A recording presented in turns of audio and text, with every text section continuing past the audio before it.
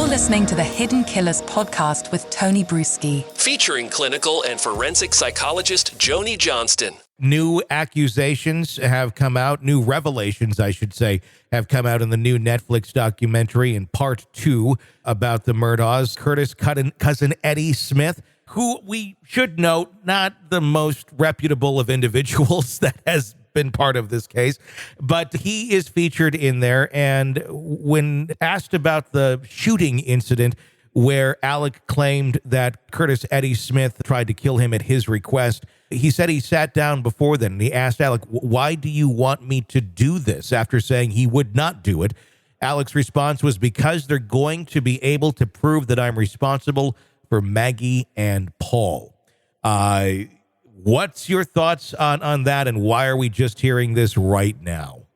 Well, that's the elephant in the room, right? Yeah. I mean, there has been a lot of time for this information to come out. Mm-hmm. And so it's hard for me, could it be true? It absolutely could be true. I can't think of a good reason why this information, if it was true, would not have come out before now. Mm-hmm. I mean, it would just be hearsay to a certain extent. It would be Eddie making this claim, and he's already kind of proven not to be that credible. So it's like, what do you believe out of Eddie? Some stuff seems to be, some stuff doesn't. It's very hard to know. Alec now saying he's going to be pleading guilty to 22 federal charges, including wire fraud, bank fraud, money laundering. For someone who very much seems like a malignant narcissist and just every single turn in his life he has lied, what's changed in Alec's mind to allow him to say, "I did it, I'm guilty"? Is it because he's completely backed into the corner at this point? That is my sense. Either that or he is starting to become more concerned about his reputation. Mm-hmm. I mean, the bottom line, I think, Tony, is that it's hard to imagine, based on everything that's come out about Alex Murdaugh. And of course, we've seen the worst, of the things he's done and how he is as a person. That's always been presented that way. But it's hard to imagine that he's doing it for anything other than for his own self-interest.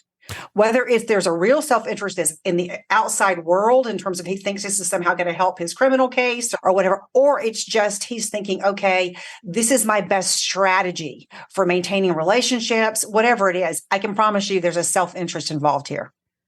The apple doesn't fall too far from the tree is the saying that came to mind when I heard the following in that new documentary about the Murdaughs. Paul's former girlfriend was interviewed, and she gave some very interesting breadcrumbs about what life was like in the Murdaugh family prior to Alec's dad, Randolph, passing away.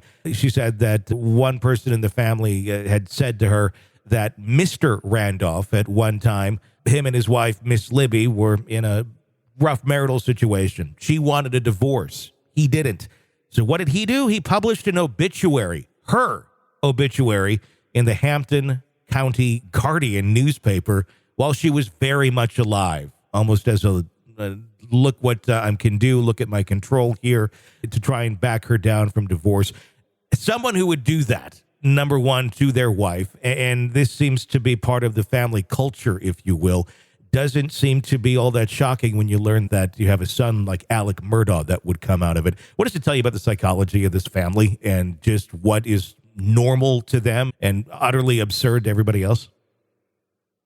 Well, I think what it says, I mean, we all have values in our family, and, hopefully those values are congruent with the rest of society, and that they're loving and generous and tolerant and all the things that we all aspire to being.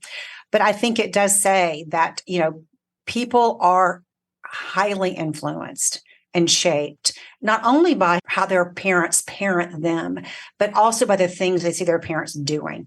Mm-hmm. And I think that it certainly speaks to this level of self-interest, narcissism. I'm going to get what I want, no matter who gets hurt. I'm the most important person. Nobody's going to cross me. And if you do, you're going to pay the worst consequences. I mean, these are all messages that kids would get and would be passed down from generation to generation. And it seems without shame from a husband to a wife. It just seems so extreme and crazy.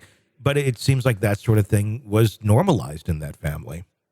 Well, I think, if you kind of try to get in that perspective, Tony, why would there be shame? Because this person's communicating basically, I can do whatever I want to with you. Yeah. Whether it's you're my possession or, I'm the most important person or whatever. Shame is not very congruent when you think about it. Why do people feel shame? Mm-hmm. When they're embarrassed about something they've done, they recognize that they've crossed some line. They recognize that, they've done something that they should regret. Why, if those are your values, Mm-hmm. shame wouldn't come into it at all. You're consuming the Hidden Killers podcast. Want more? Start binging on all of our true crime podcasts right now through Apple Podcasts and get an ad-free experience when you sign up to be a True Crime Today Premium Plus member exclusively on Apple Podcasts. More of the Hidden Killers podcast dropping soon. Press subscribe now.